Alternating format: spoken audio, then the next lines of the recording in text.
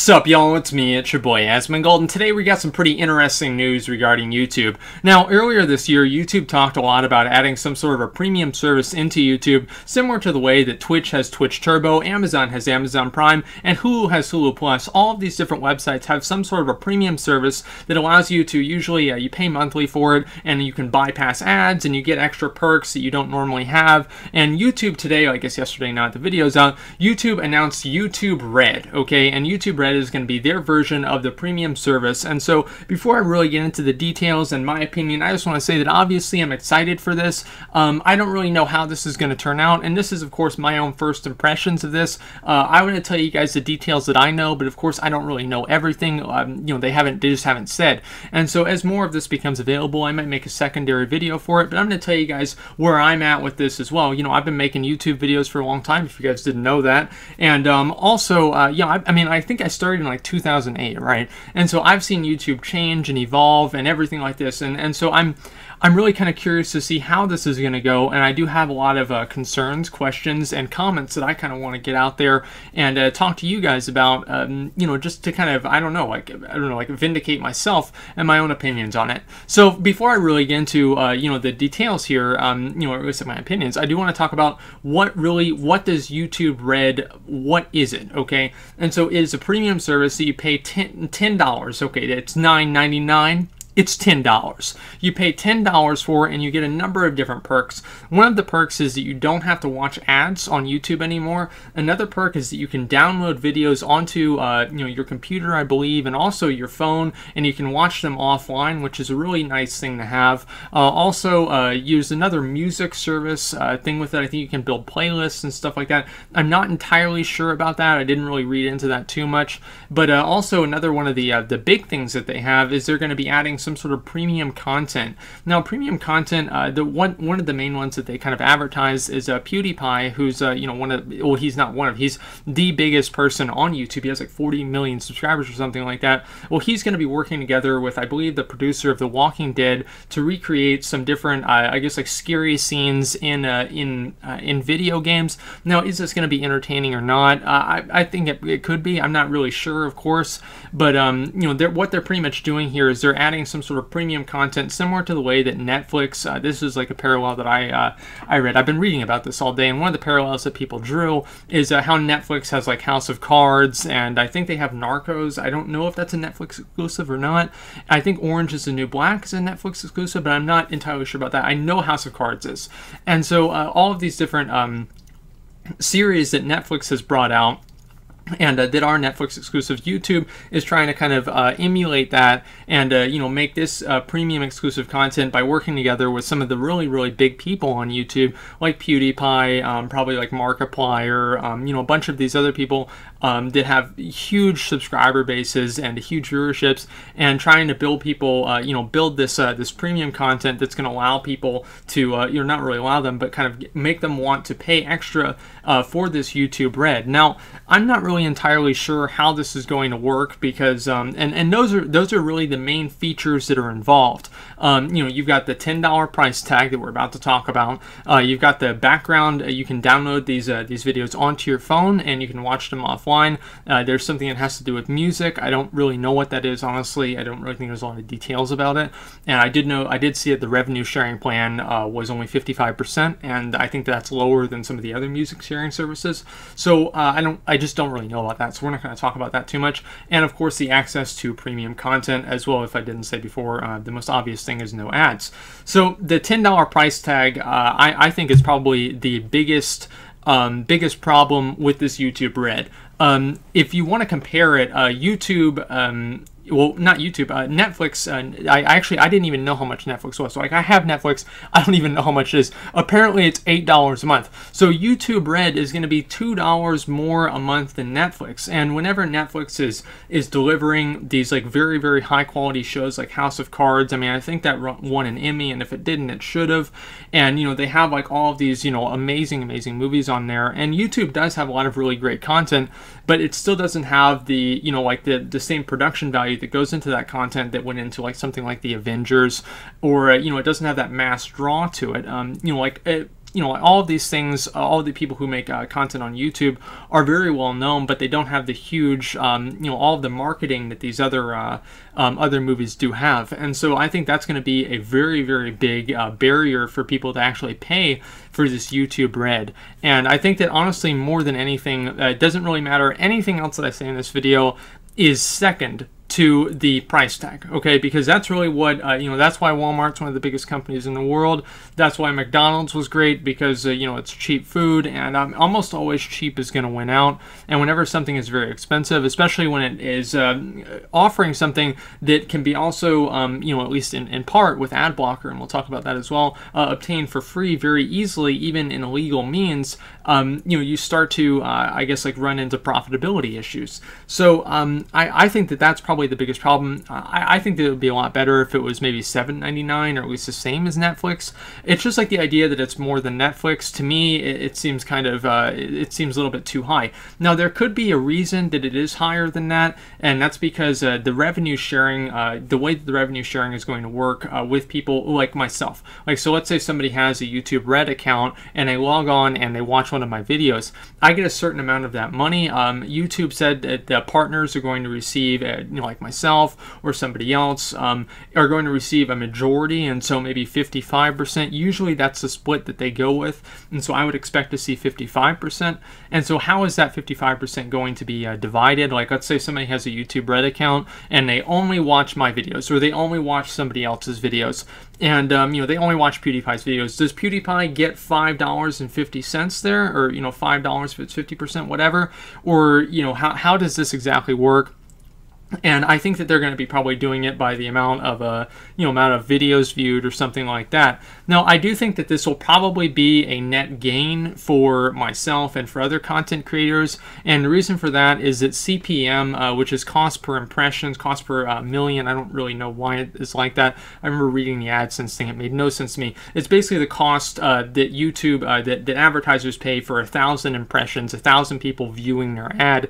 CPM, that's kind of the acronym for it, is very low on YouTube right now, and it has been since 2014. We'll also talk about that a little bit more, because it has been a driving factor, I believe, with people moving over to other platforms to broadcast their content. Now, I think that that's really going to be something that's going to help us, and by us, I mean, well, I mean, you guys too as well. I mean, the more that I get out of something, the more I kind of feel like that I need to put into it, but also it will, you know, help all content creators, and I think that they'll probably make more. It'll be a net gain. I don't really know how much of a net gain it will be, and I also don't know how many people really are going to pay for this YouTube Red thing, because again, as I said, it does have a pretty restrictive price tag. Now, honestly, one thing that I thought here, and I think that everybody that's like me thought this, is that it's like, finally YouTube is getting into porn, right? Because you know, like they're following the money, or at least in this case the money shot, because I mean, there's RedTube, and if you guys didn't know, RedTube is a huge porn site, right? And I don't really think that YouTube is trying to make some sort of a you know, tongue-in-cheek joke with like RedTube or something like that.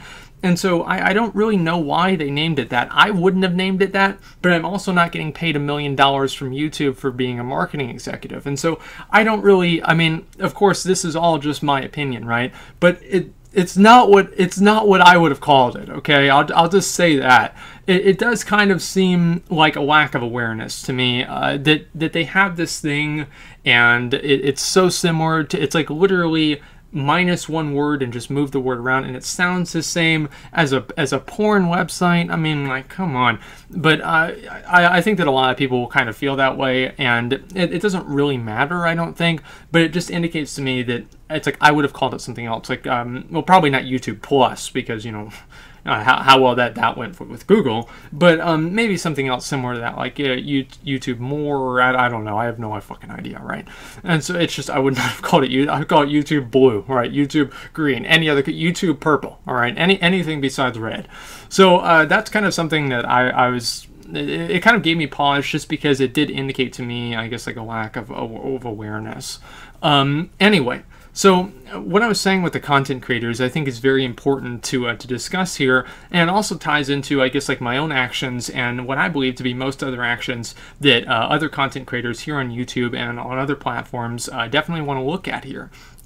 Now, CPM and CPC, CPM cost per impressions, which is how many people actually view the ad. CPC cost per click, very, very simple. I think you guys can figure that out without even me having to explain it. So both of these things are how people on YouTube make money if they're partners on YouTube. Now, the revenue that I know that I've received and a number of other people have reported the same thing has gone steadily down, actually, since about the beginning of 2014 and even at the end of 2013.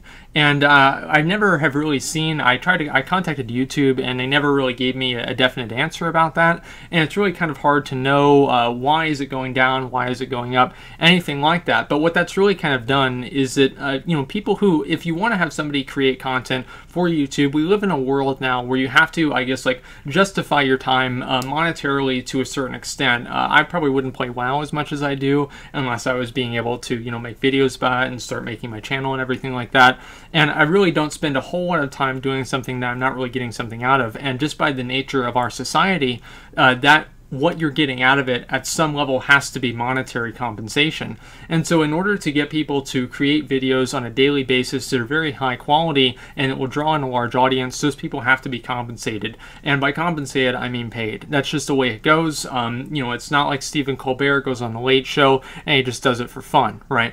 It's just the way it goes. Whether people like that or not is really kind of irrelevant. Whenever there are other websites, and this is a real big parallel I'm drawing here between YouTube Red and also YouTube Gaming. YouTube Gaming has a very big problem with broadcaster incentivization, and because of that, no broadcasters moved over really from Twitch to YouTube Gaming, and also the extra restrictions placed on broadcasters on YouTube Gaming made broadcasting on YouTube Gaming not only more risky but also less rewarding. So I'm really kind of worried to see that. I was disappointed to see that happening with YouTube Gaming because I thought that would, if nothing else, pressure Twitch TV to create better broadcaster incentivization for themselves in a spirit of competition. I know that they have, however, improved their video player, which is great. So anyway, a lot of content creators have moved over from actually getting ad revenue, making that their primary source of income, and they've moved over to, Patreon or something like that. Now, personally, I've always, Patreon has always been, kind of soured in my mind as, something that, some girl has that a bunch of white knights give her money for because she got PTSD from somebody calling her a bitch on Twitter, right? So I don't really have a very positive, and I do also want to say right now about Patreon, I don't really have anything against it. It's just, in my mind, that's the way I feel about it. It's really, really great for people who create art and create videos even. I think Jim Sterling, who does the Jimquisition, it's a video game review show, he does pretty much all of his fundraising through Patreon, and it works great for him. There's a lot of people who it does work great for, but personally for me, that's not really what I would prefer to do. I think that whenever you are funded directly through your audience, you have to do some level of pandering that I don't really entirely feel comfortable doing. Obviously, and also another thing with that is that I also like to make one level of content, and this is this has to do with all of this stuff because the money does have something to do with it, and this is not just an opinion of myself. You can see this transition everywhere. And I think it's been fueled by a lot of different reasons. But obviously one of the main things is because YouTube revenue has gone down. But also because so many people do use Adblock, you do kind of have to move from the ad paradigm to more of a premium or a viewer-funded paradigm that we have now on Twitch TV, with subscriptions and donations, or something like that we're seeing here with YouTube Red. So a lot of this stuff really does kind of all come together, and I don't really like the idea of creating premium content. I like to create one level of content for you guys. You want to watch the videos, you watch the videos, and that's all there is to it. Now, I'm not saying anything really bad about Patreon. I'm also I do not ever really want to have a Patreon. I don't really like the idea of doing it personally. And so, I'm not ruling it out just never. I'm just saying 95% would be a low estimate. It would be more like 99%. That's not going to happen. So you see more and more people moving from YouTube to streaming, live streaming. A lot of people can make more money through live streaming than they can on YouTube, just from my experiences and just from my observations. So all of this kind of comes into the premium content. Now, the premium content is probably one of the biggest problems that I can see occurring with YouTube Red, and also with a lot of other things as well. But you know, with any sort of premium content, you do kind of create this thing to where it's best for you. It creates like this, I don't know, like this. You have a different goal. Like the goal for the content creator should be to create the best content available, right? And the goal for the viewer, you know, obviously, so it's like both people are trying to meet at the same spot. But whenever you have premium content and you also have free content, the premium content probably has to be better than the free content, or people aren't going to pay for the premium content. So I think that could be a really big issue with YouTube Red, where content creators start transitioning over into making only premium content. Now, obviously, this is just more of a tinfoil hat thing, but it's not out of the out of the realm of possibility. And also, you know, this is something that was said anonymously to a person and so like it's probably complete bullshit. But it was a person who was like talking with the people at YouTube, and he was part of a major company that I think probably like a music company or something like that. And he said that he felt kind of, what was it, like imposed, or you know, they implied that there would be certain things that YouTube wouldn't do for them. They wouldn't show their content unless they did put out premium content, because I mean, obviously YouTube Red, no matter whichever way you cut it, you can pretty well bet that YouTube Red is going to make YouTube more money. And so YouTube obviously has a vested interest in creating more draws for people to actually purchase a YouTube Red account. And so whenever you have all of these different things, and you have a situation where the goals of the broadcaster are different than the goals of the viewer, there's a lot of problems that can arise from that, and usually premium content can create that divide. And that's why I'm really worried about the way that this could go. Now, not the way that this will go. I have no idea how it's going to go. But this is just a possibility, and it's something that I'm obviously concerned about. So, you know, like, are they going to do that? I don't really think that they will, but it also, I think, will probably sour things in the minds of a lot of the viewers. You know, it's very hard to take something away that people are getting for free and then charge them for it, rather than give them something that they've never had before and charge them for it. And so I think that people may feel that way. The PewDiePie thing, it seems like they are making an entirely different thing, like the Walking Dead producer and, like, you know, the reacting to the video game scenes. It does seem entirely different, and so I wouldn't really feel that way, but I don't really know that, I mean, I don't know that everybody wouldn't. I'm not really, I don't really watch PewDiePie a whole lot, and so maybe other people that do watch him would feel that way. Another thing that I really kind of is kind of like an issue here is that the main reason why I think that most people are going to be buying YouTube Red or purchasing an account is to circumvent the ads.